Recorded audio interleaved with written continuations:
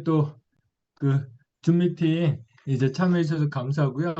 확실히 저도 해보니까 투스타 마감한 것보다 내 인바디가 더 떨리는 것 같습니다. 그래서 그 오늘 인바디에 대해서 좀 이제 말씀을 드리도록 하겠습니다. 시간이 이제 지났기 때문에 바로 좀 시작하도록 하겠습니다. 그리고 하시다가 그 인바디에 대해서 만약에 궁금하신 게 있으면 채팅창에 좀 올려주시면 좋을 것 같고요. 오늘 인바디 표를 읽는 법도 하겠지만 인바디 표를 가지고 고객들한테 상담할 때 포인트 있잖아요.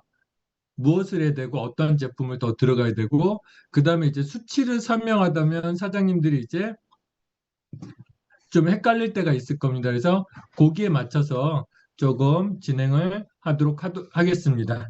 우선 이제 인바디에 대해서 보는데 우리가 인바디를 왜 자주 수시로 제하할까 요걸 한번 보면 되는데 그 2015년에 WHO 세계보건기구에서요 내재 역량이라는 것에 대해서 발표한 적이 있습니다. 그건 뭐냐면 사람들이 수명이 늘어나고 있잖아요.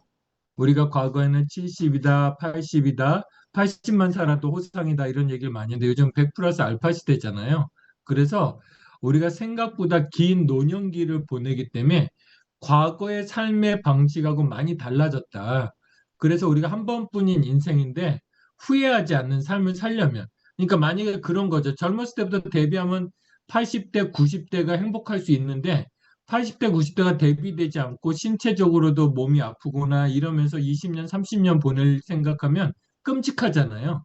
우리가 한 번도 안 겪어봤기 때문에 거기에 대한 두려움이 없는데 지금도 몸이 피곤하고 내 마음대로 움직이지 않는다면 우리가 70대, 80대, 90대 되면 더더욱이나 그러겠죠. 그래서 거기에 대해서 우리가 건강하게 나이 들고 있는지 얼마나 우리가 건강하게 나이 들고 있는지 그래서 요 수치만 가지고 하면 우리가 나중에 사는데 후회가 없더라. 눈을 감을 때 후회가 없더라. 그래서 세 가지 척도를 냈는데 그 첫 번째가 신체적인 거, 두 번째가 정신적인 거, 세 번째가 사회적인 기능 요소, 요거를 이제 했는데, 우리 그 중에서 가장 첫 번째 중에 하나가 신체적인 거죠. 신체적으로 있어야 우리가 정신적으로도 아니면 사람들하고 관계도 원만하게 할 수가 있는 거죠. 예를 들면, 우리가 사람들 관계 나쁠 때 주로 말 때문에 그렇잖아요. 근데 여러분들 건강하고 컨디션 좋을 때는 말이 이쁘게 나가요? 안 이쁘게 나가요? 주로 이쁘게 나가죠. 근데 아무리 내가 관계를 배웠어도 몸이 아프고 피곤하면 말이 희한하게 나가거든요. 그렇기 때문에 우리가 이 세 가지 요소를 갖는 것 중에 가장 핵심적인 요소가 신체적인 건데, 그럼 내가 신체적으로 건강한지 아닌지 뭘 나타낼 수 있냐? 이거는 병원에서 받는 건강검진도 여러 가지 수치가 있지만 그 중에 하나가 인바디다. 이렇게 보시면 될 것 같아요. 그래서 인바디를 통해서 잘 보면 내가 앞으로 남은 생을 건강하게 살 수 있을지 아니면 남은 생이 힘들어질지 이걸 읽을 수 있거든요. 그래서 인바디가 어떻게 보면 이거는 WHO 세계보건기구에서 발표한 자료잖아요. 그럼 그 중에 첫 번째 우리 미션은 신체적으로 반드시 건강을 유지해야 되거든요. 그래서 그 있는 척도 중에 하나가 건강검진 외에 인바디도 있다. 그러면 인바디를 어떻게 읽을 줄 알아야지만 내가 얼마나 건강하게 살 수 있는 그 척도가 될 수 있다. 이렇게 보시면 좋을 것 같아요. 왜냐하면 사람들은 내가 건강해 그러는데 건강하다는 객관적인 수치가 없잖아요. 그러다 갑자기 아프면 그냥 환자가 되는 거고. 그래서 우리가 앞으로 어떻게 건강을 유지해 나가는지, 그리고 무엇을 토대로, 무엇에 맞춰서 건강을 봐야 되는지, 요걸 인바디를 통해서 알 수 있다. 이렇게 보시면 좋을 것 같고요. 우선 여러분들 많은 사람들이 이제 궁금해 하는데, 인바디가 있고 눈바디가 있습니다. 자, 여기서 퀴즈 드릴게요. 손 한번 들어보세요. 나는 인바디가 더 정확한 것 같다. 손 한번 들어보실래요?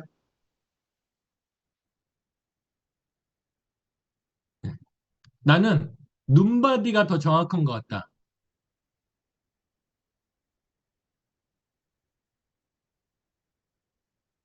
예. 보시면 사실은 눈바디가 더 정확합니다.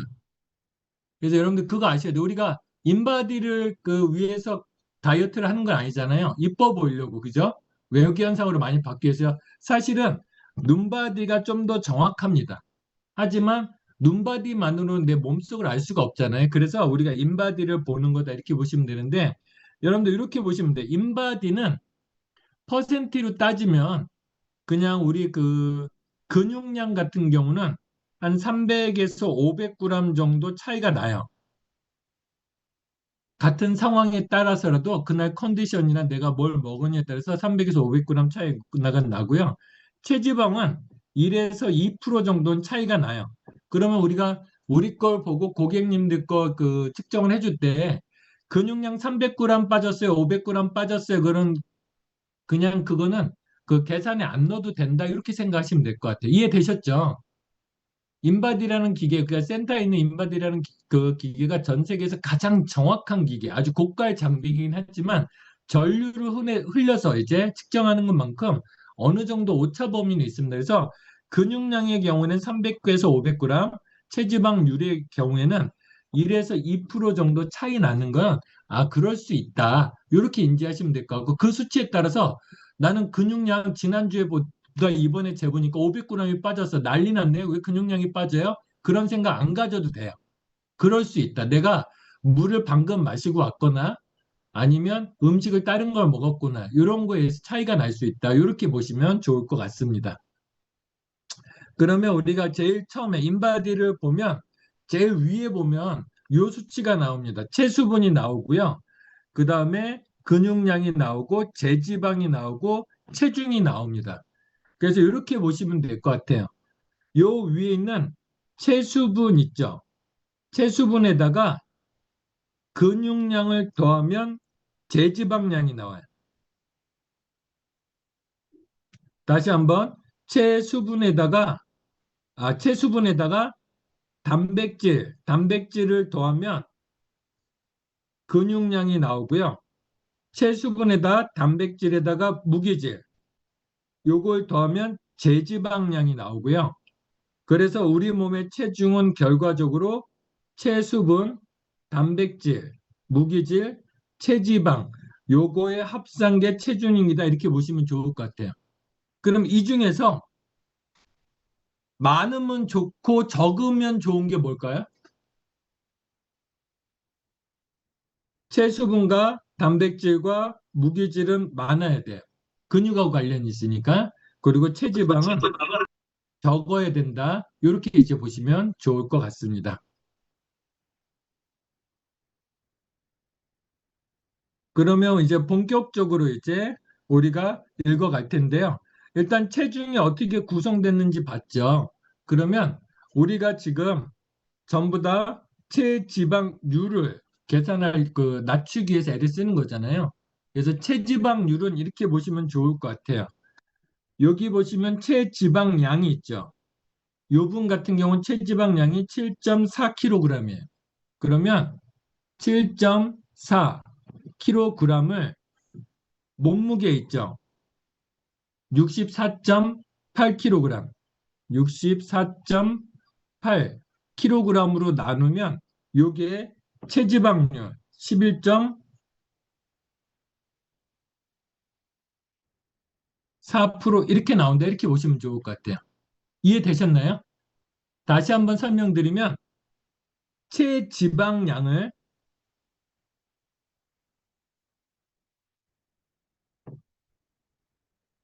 체지방량을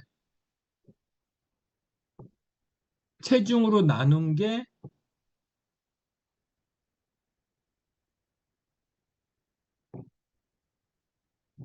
체지방률이다. 이렇게 보시면 좋을 것 같아요. 그러면 본사에서 지금 마스터 챌린지 할 때 그 측정 수치가 체지방률로 재고 있잖아요. 그 이유가 뭘까요? 건강한 다이어트는 자, 근육이 빠질 수도 있고 지방이 빠질 수도 있죠. 하지만 근육이 빠진다 그러면 우리 몸의 입장에서는 다이어트를 했지만 건강이 오히려 악화되는 거잖아요. 그래서 우리가 빼고자 하는 건 체지방만 빼고자 하는 거예요. 그래서 체지방률은 체지방을 몸무게로 나눴기 때문에 이게 우리 몸의 지방이 몇 퍼센트로 있느냐. 다른 거는 손실되지 않고 최대한 체지방만 뺐을 때 체지방률이 낮아지기 때문에 그 수치로 체지방률을 잰다. 이렇게 이제 보시면 좋을 것 같습니다. 여기까지 이해되셨죠? 예, 다 납득이 되실 겁니다. 그러면 자, 여기서 한번 볼게요. 자, 그러면 우리가 체중도 빠졌는데, 체중도 빠졌는데, 체중도 빠졌는데, 근육량도 빠졌어요. 그리고 체지방률 빠졌어요. 이렇게 골고루 빠지면 체지방률이 많이 줄까요? 적게 줄까요? 적게 줍니다. 그래서 우리가 가장 이상적인 다이어트는 뭐냐면 근육량은 올리고 체지방량을 낮췄을 때 가장 이상적으로 체지방률이 떨어진다. 이렇게 이제 보시면 좋을 것 같습니다. 그러면 체지방률은 읽는 법은 이렇게 편합니다. 여기 표준이 아예 정해져 있잖아요. 그러니까 표준인데 수치로 봤을 때 목표치는 어디로 적으시면 좋냐면 표준의 정 가운데를 잡으시면 제일 좋습니다. 그러면 이때가 가장 이상적인 체지방 퍼센티지를 가지게 되는 거다. 이렇게 보시면 좋을 것 같아요. 그러면 본격적으로 이제 우리 요거에 대해서 좀 얘기를 하도록 하겠습니다. 이건 실제 그 제 수치를 가지고 나온 거거든요. 그래서 저 처음에 시작할 때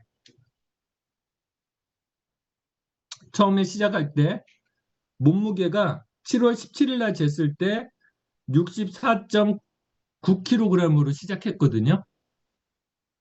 그리고 오늘 쟀는데 체중이 64.8kg이에요. 그러면 저는 체중은 얼마나 빠졌죠?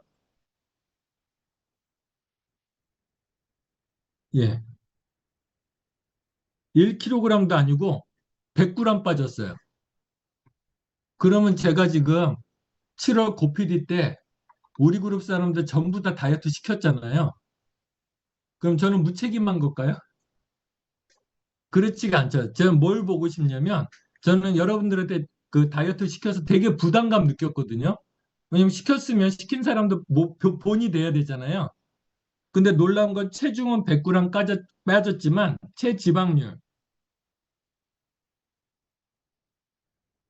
체지방률이 17일 날 18.9%에 시작해서 오늘 지금 이제 그 오후에 재고 온 거거든요. 11.4% 나왔습니다. 그래서 저도 체지방률 마이너스 7.5% 뺐습니다. 그래서 좀 할 말 있다. 이렇게 이제 보시면 좋을 것 같아요. 근데 더 중요한 건 보시면 아시겠지만, 체중은 100g 뿐이 안 빠졌는데 체지방률은 확 빠졌죠. 어떻게 했을까요? 아주 쉽습니다. 아주 심플합니다.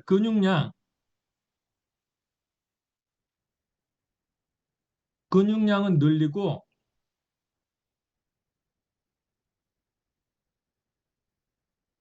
지방량을 떨어뜨리면 되죠. 그래서 요 체중의 변화는 거의 없지만 근육량을 볼게요. 근육량이 제가 시작할 때 7월 17일 날 시작할 때 49.5kg이었고요. 근육량이. 그 다음에 그 우리 오늘 잰 거 근육량이 54.2kg이에요. 그러면 대략적으로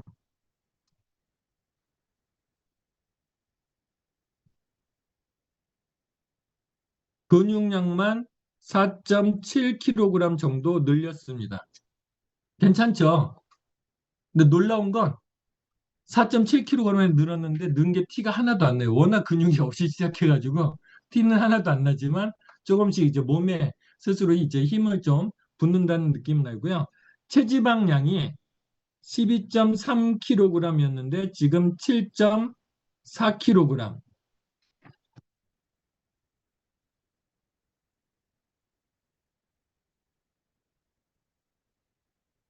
대략적으로 체지방만 4.9kg 정도 뺐거든요. 그러다 보니까 체중의 변화는 없지만 퍼센티지가 많이 다운되는 거죠. 그러면 여러분들 여기서 저는 전략을 잘 짜시라고 말씀을 드리고 싶어요. 왜냐면 저는 체지방이 처음 시작 단계부터 12kg 뿐이 없었어요. 그럼 뺄 게 많았어요, 적었어요? 워낙 적었습니다. 그러니까 이걸 더 빼고자 하면 위험하겠죠. 그래서 저는 근육량도 늘리고 체지방도 빠지는 그런 방법을 했고요. 그래서 이게 이제 첫 번째 전략이고요. 그 다음에 두 번째 전략은 아마 대다수의 사람들이 할 겁니다. 저는 이제 뭐든지 할 때 전략이 되게 중요하다고 하거든요. 모든 사람이 저와 같은 방식으로 하면 힘들어요. 어떤 사람은 운동할 시간 없는 사람도 있잖아요. 그래서 처음부터 할 때 전략을 짜주면 좋은데, 자, 혹시 체지방이 과도하게 표준을 넘어서 과도하게 올라가 있는 사람들 있죠? 이런 사람들은 어떻게 하면 좋을까요?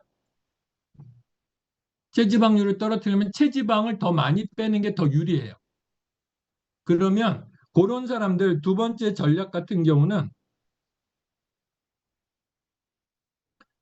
근육량은 유지하면서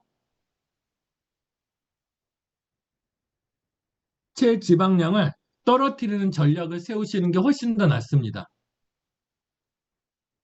그래서 일반적으로 대다수의 사람들은 이제 체지방이 많기 때문에 다이어트를 하시는 분들이 많잖아요.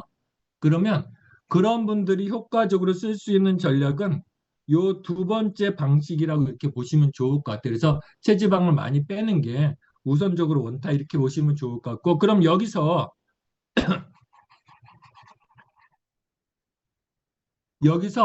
어떻게 하면 체지방을 뺄 수 있을까요? 체지방을 줄이는 가장 좋은 방법. 요건 보시면 좋은데, 자, 젊은 사람들은 운동만 해도 빠지죠. 그리고 먹을 것만 좀 주의해도 빠집니다. 그러니까 예를 들면 저희 아들 같은 경우는 이제 20살이거든요. 20살인데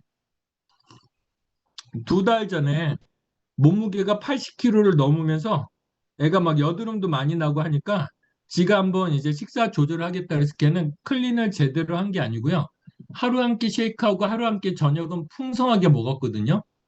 근데 두 달 만에 14kg 빠졌어요. 왜 빠졌어요? 20살이니까. 젊은 것들은 쉽게 빠집니다.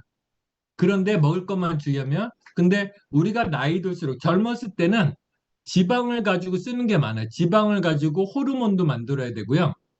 지방을 가지고 신경세포도 만들고 지방을 가지고 세포벽도 만듭니다. 근데 젊었을 때는 왕성하게 이런 것들이 만들어지니까 숨만 쉬어도 지방을 태울 수 있는데, 나이 들면 호르몬을 만들 일이 있어요, 없어요? 별로 없어요. 신경세포를 만들 일도 별로 없죠. 그리고 세포가 만들어지는 것도 젊은 사람보다 덜해요. 그러면 자, 여기서 힌트를 드릴게요. 나이 들면 체지방을, 몸에 있는 지방을 어디서 유일하게 태울까요?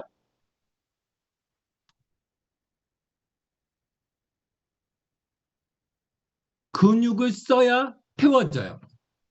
그러면 내가 체지방을 많이 빼고 싶다. 그러면 근육에서 체지방을 많이 쓸 수 있는 방법이 유일하게 유산소 운동입니다. 그래서 나는 좀 체지방을 많이 빼야 되겠다 생각되시면 유산소 운동을 좀 많이 해주는 게 도움이 된다. 이렇게 이제 보시면 좋을 것 같아요.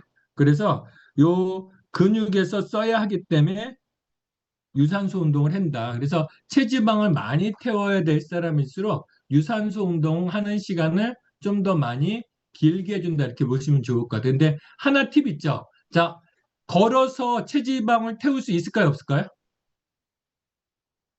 걸어서 체지방을 원하는 대로 태우려면 하루에 3시간씩 걸어야 됩니다. 근데 그건 만만치 않거든요. 그래서 우리가 한정된 시간을 써야 되기 때문에 요즘은 이제 슬로우 러닝이나 계단 타기라는 게 있어요. 그래서 그런 걸 하시면 도움이 된다 이렇게 보시면 될 것 같고, 계단 타기가 가장 효과적이긴 하다. 이렇게 이제 보시면 좋을 것 같습니다. 그래서 그런 부분들을 이제 활용하시면 좋을 것 같고요. 다만 나는 매일 뛰는데 왜 살이 안 빠지지? 왜냐면 우리 몸이 매일 뛰다 보면 에너지를 효율적으로 쓰게 돼요.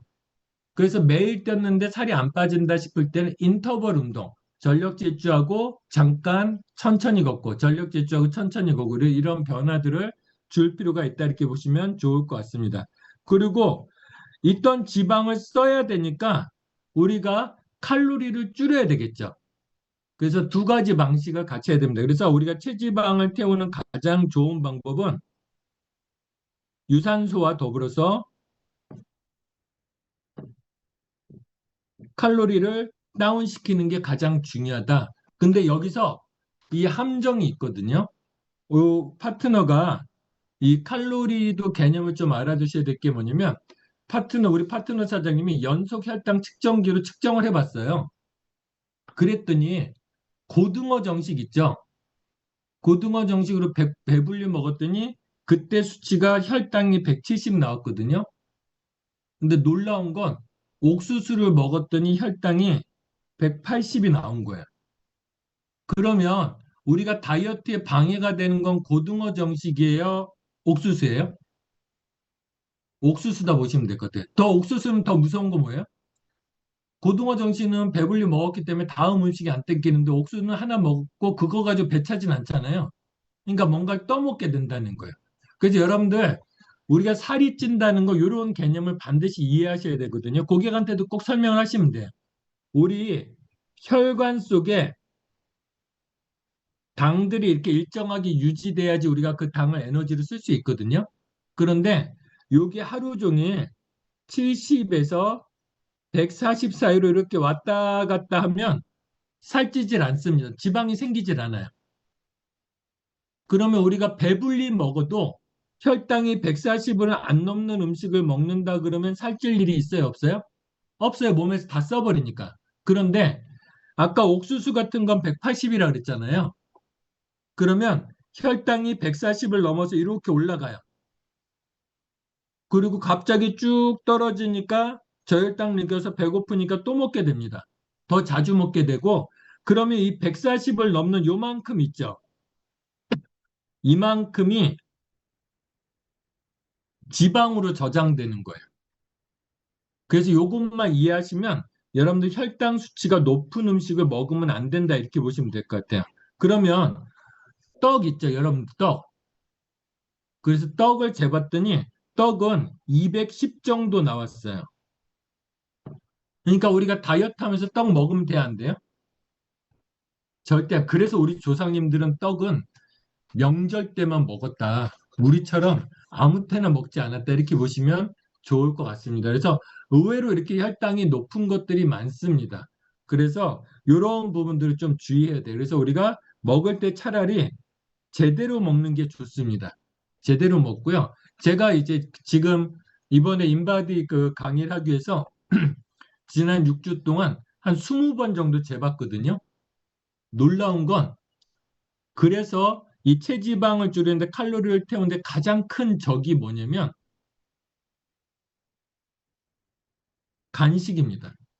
제가 지금까지 수많은 사람들 상담했는데 자기는 밥은 반곡경뿐이 안 먹었대요. 근데 보니까 상담하다가 초콜릿 하나 집어먹고 누가 과일 먹고 있으면 과일 한 조각 집어먹고 이런 거 있잖아요. 그 다음에 당 땡긴다고 난 밥 안 먹었으니까 커피 한 잔 그 카라멜 마키아토 하나 먹어야지 하고 이렇게 그런 거 달달한 거 먹는 거 있잖아요. 그게 제일 나빠요. 제가 이제 중간중간 커피를 좋아하잖아요.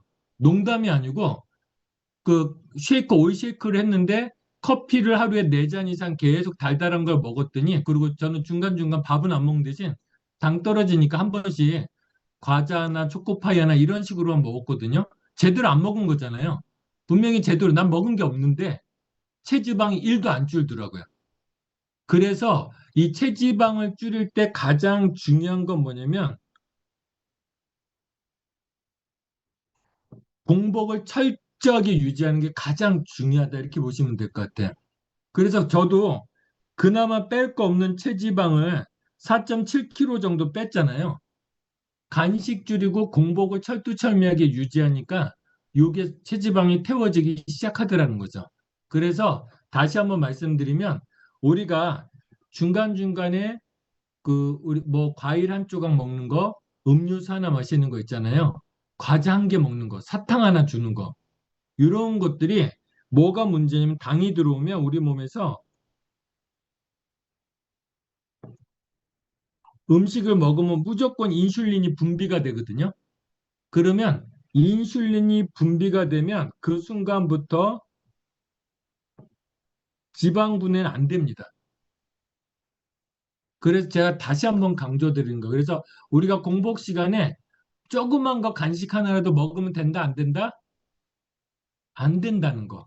차라리 밥 먹을 때 먹는 게 훨씬 더 유리하다는 거, 요걸 이제 좀 말씀드리고 싶어요. 그래서 저는 하나 팁 드리면, 운동을 많이 하는 사람들은 배가 고프잖아요. 활동량이 많은 사람들은. 그러면 그럴 때 너무 배가 고프면, 그럴 때 달달한 거보다는 제가 이제 그 지난 6주 동안 콩물을 정말 많이 먹었거든요. 그냥 단백질 덩어리잖아요. 그러니까 콩물을 먹거나 쉐이크를 한 번 더 타서 드시는 게 훨씬 더 유리하다, 이렇게 보시면 좋을 것 같습니다.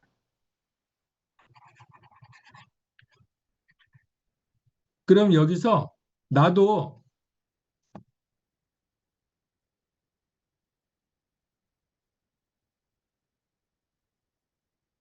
근육량을 늘리고 싶다. 그러면 이 근육량은 아주 이제 심플하게 이제 생각하시면 돼. 다 아는 대로 하면 돼. 상식적인 거거든. 근육량 느는데 팁은 없습니다. 자, 그럼 근육량 늘리는데 첫 번째 원칙이 뭘까요? 가장 필요한 거. 제 힌트 드릴게요. 1번 운동, 2번 오솔린, 3번 엠브로토스.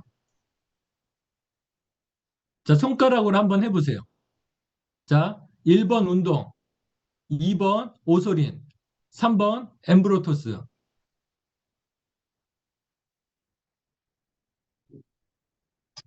헷갈리죠? 제가 이번에 정확히 데이터를 내봤거든요. 제 몸을 가지고. 체지방 7% 뺐으니까 나름 할 말 있잖아요. 내일 어떻게 나올지 모르지만 아무튼 오늘까지는. 그런데 근육량을 늘리는데 첫 번째는 엠브로토스예요.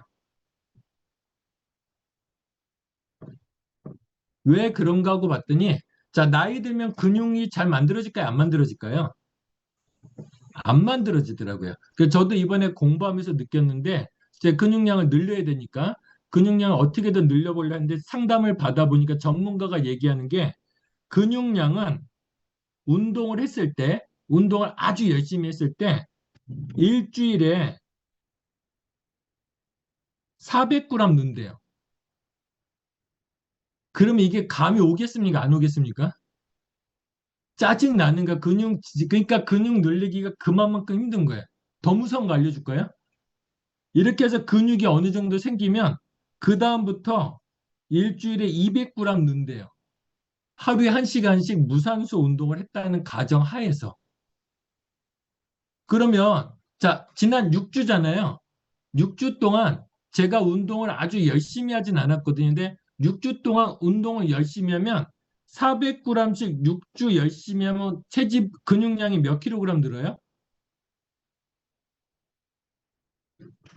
2.4kg 뿐이 안 늘잖아요. 그죠? 근데 저는 아까 4.9kg이 늘었죠. 뭔 차이예요?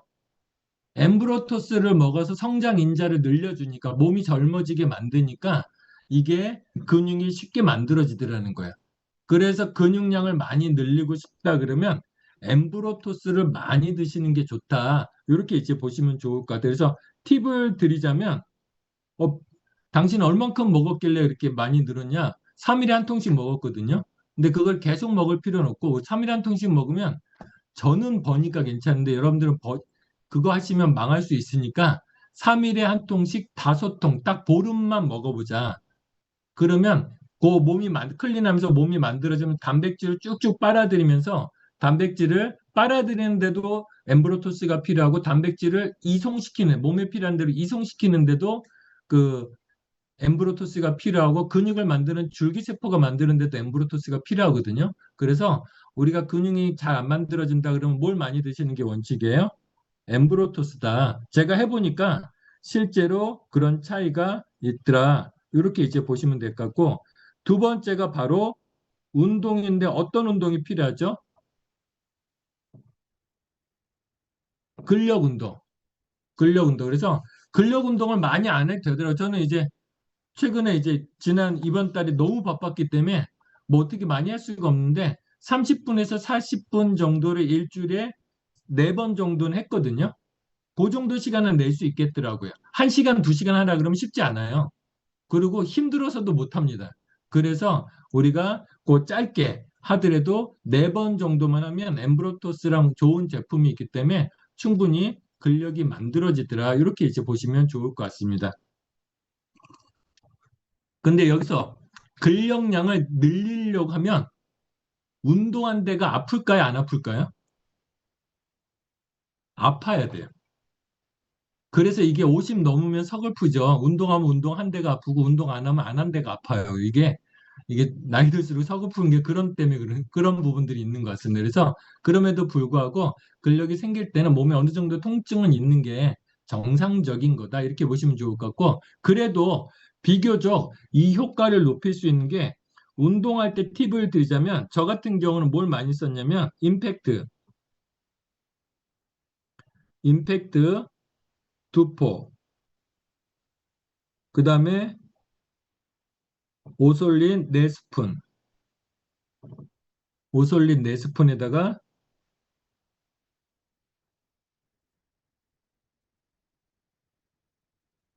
엠브로토스. 엠브로토스 얼마 몇 스푼 먹어요? 저한테 묻지 마세요. 저는 스푼으로 해본 적이 없어요. 이게 탈탈탈 어느 정도 이렇게 털어서 먹지. 쪼잔하게 스푼으로 해먹어 본 적이 없거든요. 근데 언제면 엠브로토스 좀 넣으면 좋을 것 같고요. 여기서 정말 꿀팁 하나 드릴게요. 요 칵테일에다가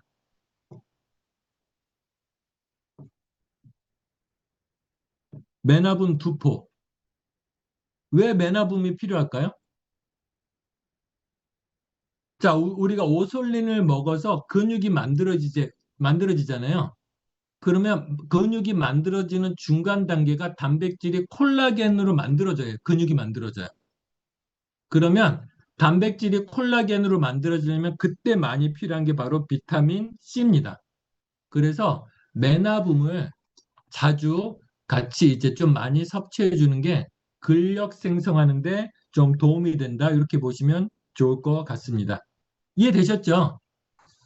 그래서 우리가 체지방 퍼센티지를 떨어뜨리는 아주 심플한 방법은 여기에 나온 듯이 근육량을 늘리는 행위를 하고 그 다음에 체지방을 줄이는 행위, 요 행위를 하면 된다. 이렇게 보시면 좋을 것 같습니다. 그러면 그 다음에 이제 세포 외 세포 내 수분비 있는데 요 수분비가 이렇게 보시면 이건 심플하게 보시면 돼요. 우리 세포 내에 있는 수분과 세포 바깥에 있는 수분들이 있잖아요. 요 비율을 얘기하는 거거든요. 요 비율이 3대 2가 돼야 돼요.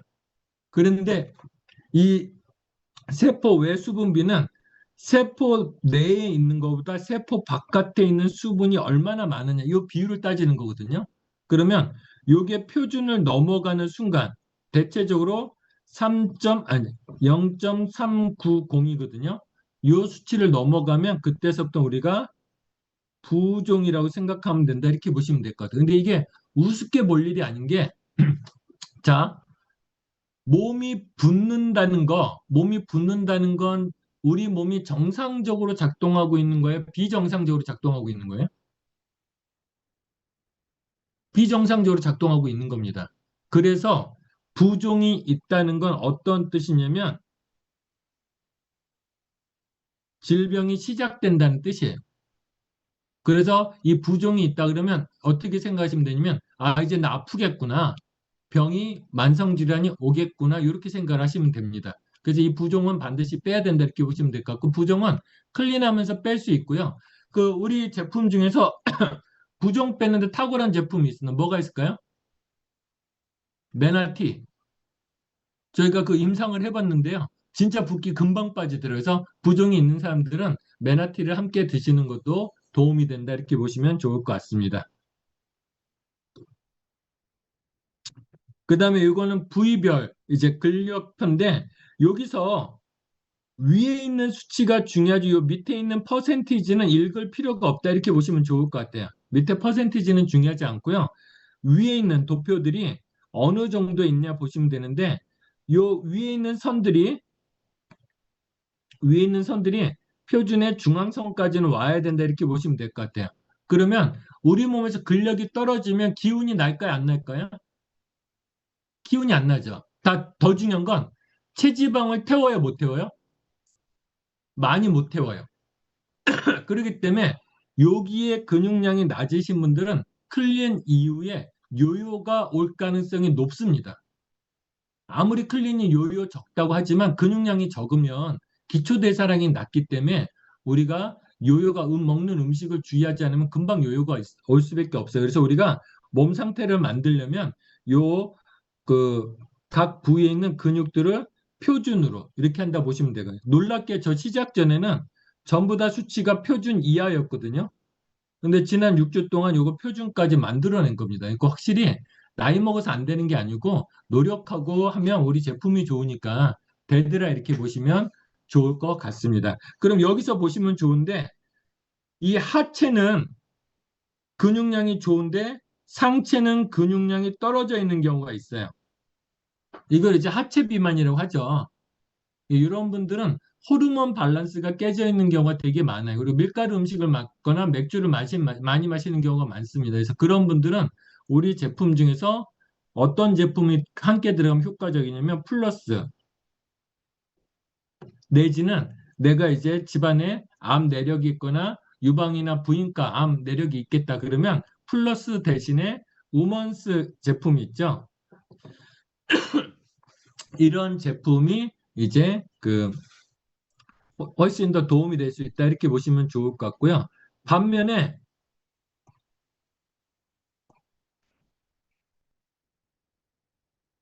그리고 요 위에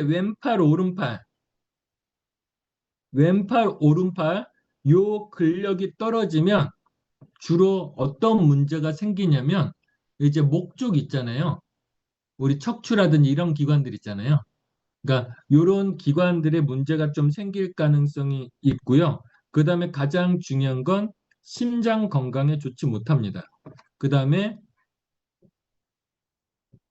심폐 기능이 떨어져 있는 경우가 많아요.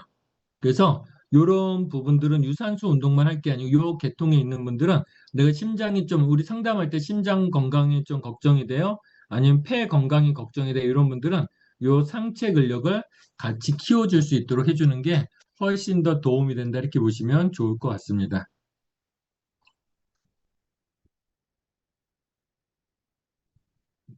그리고 제가 위에 설명에서 좀 빠진 게 있는 것 같아서 좀 설명을 드리면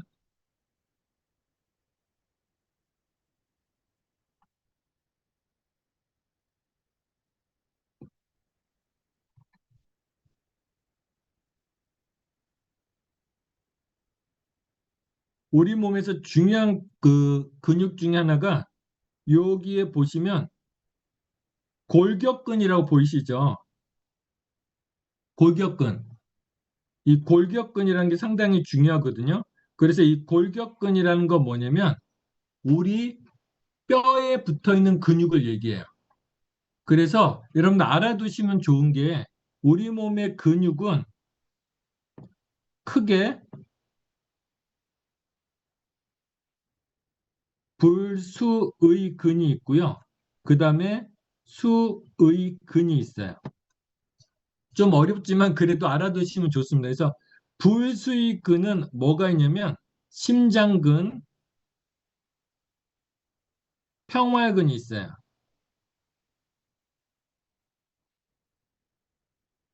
그 다음에 수의근 중에 하나가 골격근이 있습니다. 그래서 이렇게 보시면 될 것 같아요. 불수의근은 내가 마음대로 조정할 수 없어요. 여러분들 심장 근육이나 평활근은 대부분 평활근이라는 건 대부분 내장기관에 있는 근육을 얘기한 거거든요. 우리 대장에도 근육이 있어야 움직이겠죠. 소장도 근육이 있어야 움직이죠. 간도 근육이 있어야 움직이잖아요. 모든 게 다 조직들이 근육이 있거든요. 내장기관에 있는 근육들을 다 평활근이라고 해요. 근데 이 심장근과 평활근은 불수의근이에요. 내 마음대로 조절이 안 돼요. 근데 수의근은 내가 의지로 손가락 움직일 수 있죠. 목 움직일 수 있잖아요. 이렇게 움직일 수 있는 근육을 수의근이라고 그 중에 대표적인 게 골격근이라고 이렇게 보시면 좋을 것 같아요. 그러면 상식적으로 생각해 보세요. 골격근이 뼈에 있는 근육이잖아요. 그러면 골격근량이 떨어지면 어떤 문제가 생길까요? 일단 신체 기능이 떨어집니다. 그러니까 나이가 진행된다는 거예요. 그래서 이 골격근 수치가 좋아야지 신체 기능이 올라간다 이렇게 보시면 될 것 같고 두 번째는 나이 드시면 부상하고 골절이 가장 위험하잖아요.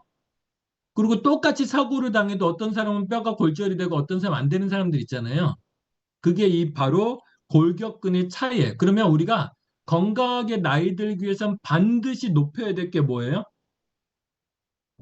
골격근입니다. 그래서 우리가 건강의 척도라고 얘기합니다. 그래서 골격근 수치는 정말 중요하게 생각을 하셔야 돼요. 그래서 이 골격근 수치가 표준보다 떨어져 있다. 이렇게 표준 있잖아요.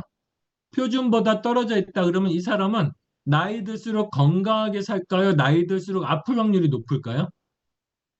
빌빌대고 아플 확률이 되게 높습니다. 디스크 질환이나 퇴행성 질환, 여러 가지 질환들이 생길 일이 많아요.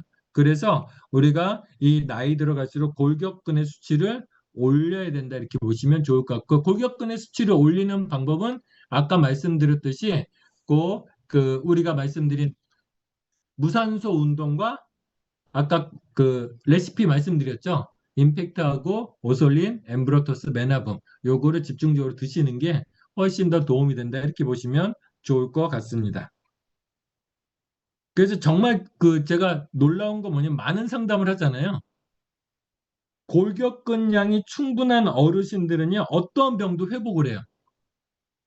근데 골격근량이 충분하지 못하신 분들은 병을 회복하기가 되게 힘듭니다. 그리고 골격근이 떨어지시는 분들이 우울증이라든지 공황장애라든지 이렇게 좀 행복하지 못한 우울감이 되게 높아요. 그래서 우리가 그런 부분들은 꼭 한번 같이 체크해 줄 필요가 있다 보시면 좋을 것 같아요.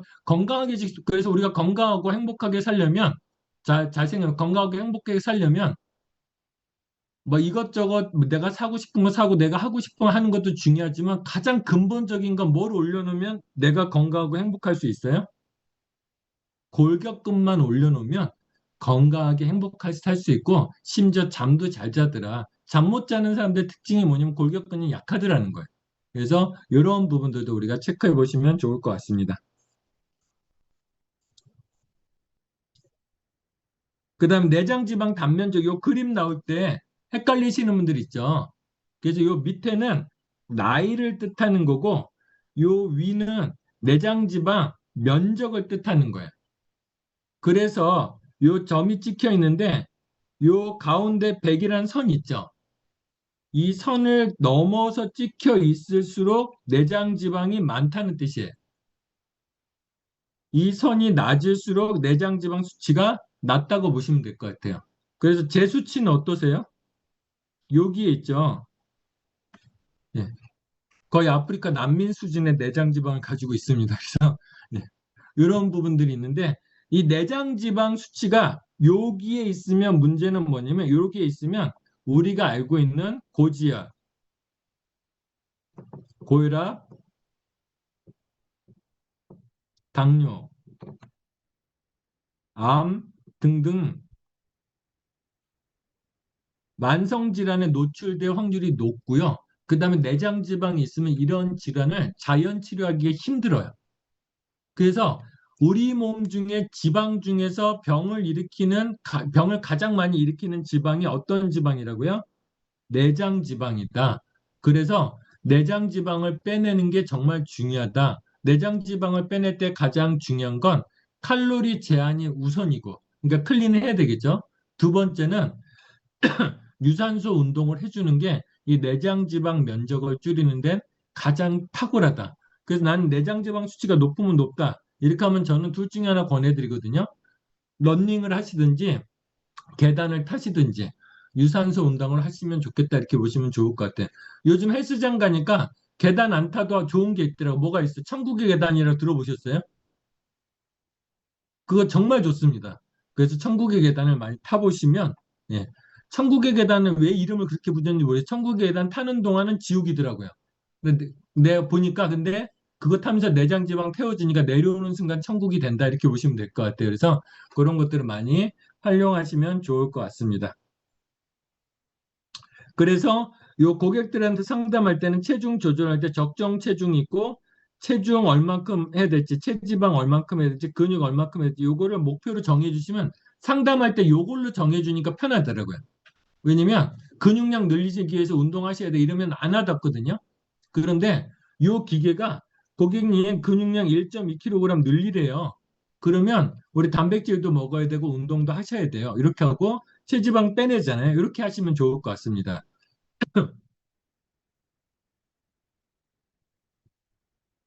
그래도 여러분들 그 열심히 클린한 보람 있지 않습니까? 저는 뿌듯한 게 인바디가 저보고 지방은 3kg 더 찌워야 된대요.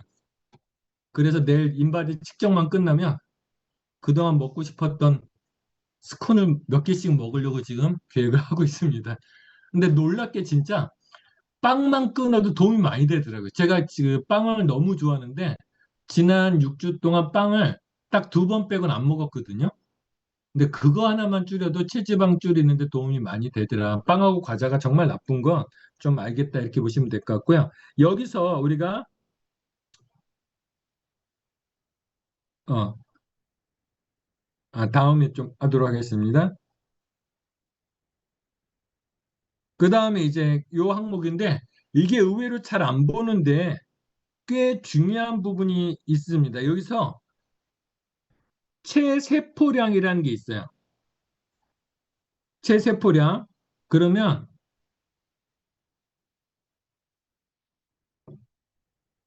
체세포량은 우리 몸에서 수분하고 단백질이 얼만큼 있는지 체크해 주는 거예요. 그럼 체세포량이 뜻하는 걸 뭐 어떤 걸 뜻하냐면 이 사람의 영양 상태를 뜻하거든요. 그래서 체세포량 같은 경우는 여기서 34.4 그러니까 주변에 그 체세포량 같은 가로 열고 몇에서 그 사람에 따라서 몇에서 몇 가지 있어야 된다 이 데이터가 있어요. 그러면 저 같은 경우는 34.4kg에서 42kg 사이에 있어야 좋다는 거예요. 그러면 요게 34.4 이하거나 34.4로 낮아질수록 나의 영양 상태는 좋은 거예요, 나쁜 거예요? 나쁜 거예요. 이쪽으로 가까워질수록, 이쪽으로 가까워질수록. 그래서 그럴 때는 우리가 단백질이라든지 이런 것들을 좀 많이 드시는 게 훨씬 더 영양 상태가 나쁘다. 요거를 이제 좀 말씀드리면 좋을 것 같고요. 그 다음에 보는 게 SMI 수치거든요. 그래서 SMI 수치. 이 SMI 같은 경우는 이렇게 보시면 좋을 것 같습니다. 우리 몸의 전체 체중 중에서 골격근량이 얼마나 되는지. 그래서 우리 몸에서 아까 체지방률 같은 경우 우리 몸에서 지방이 얼마나 있느냐에 따라서 퍼센티지가 나오는 거잖아요. 그런데 이 SMI 수치 같은 경우는 우리 몸의 골격근량이 그 골격근 지수가 얼만큼이나 되는지 골격근 양이 아니고 지수. 그래서 요거 같은 경우는 남자는 무조건 7 넘어야 되고요. 여자는 5가 넘어야 됩니다. 그래서 이게 중요한 게 뭐냐면 남자인데 7이 안 돼. 여잔데 5가 안 돼. 그러면 이 사람들은 어떻게 하냐면 퇴행성 질환, 쉽게 말하면 몸의 신체 근력이 안 돼서 노화가 빨리 진행되는 그래서 허리가 굽거나 무릎이 아프거나 디스크가 오거나 골절이 잘 되거나 이런 게 온다고 보시면 될 것 같아요. 그래서 우리가 건강 측정할 때 이 SMI 수치가 상당히 중요하거든요. 그래서 여기 7이 되는지 5가 되는지 이렇게 보시면 될 것 같고요. 남자건 여자건 7이나 5가 안 되면 어떻게 해야 돼요? 아까 얘기했듯이 근육을 생기는 레시피 있죠? 그거 하면서 운동을 좀 많이 할 수 있도록 안내를 해주시는 게 되게 중요하다 이렇게 보시면 좋을 것 같고요. 그 다음에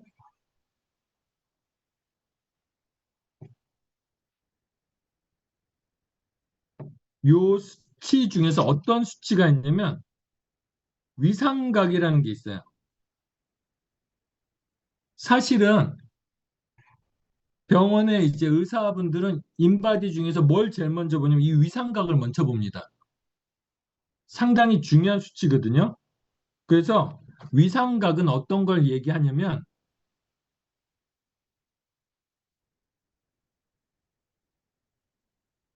세포막이 건강한지 안 건강한지 나타내요. 그러면 자, 여기서 우리가 생각해 보면 좋을 게 뭐냐면 우리 몸은 세포로 돼 있잖아요. 그러면 세포막이 건강치 못하면 이 사람은 건강할까요? 아플까요?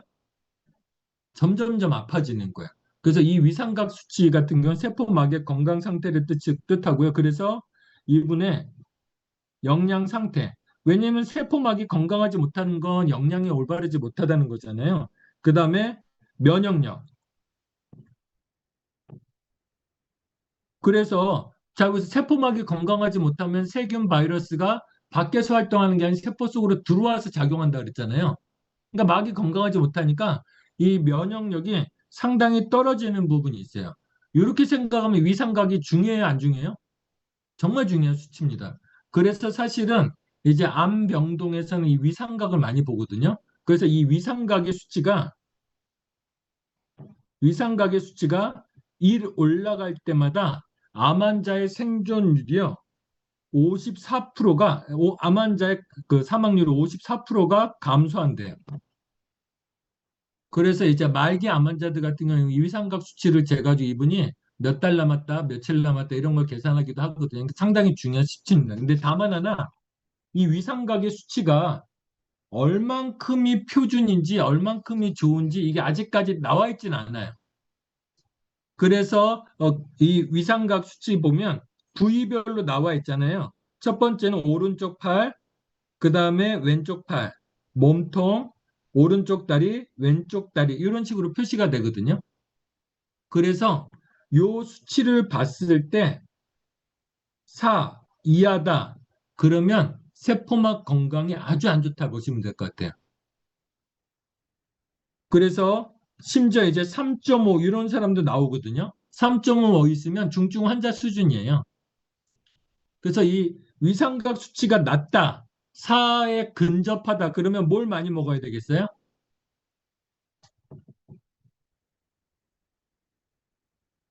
엠브로토스를 많이 드시는 게 이분들은 많이 드셔야 해결이 된다. 이렇게 보시면 좋을 것 같습니다.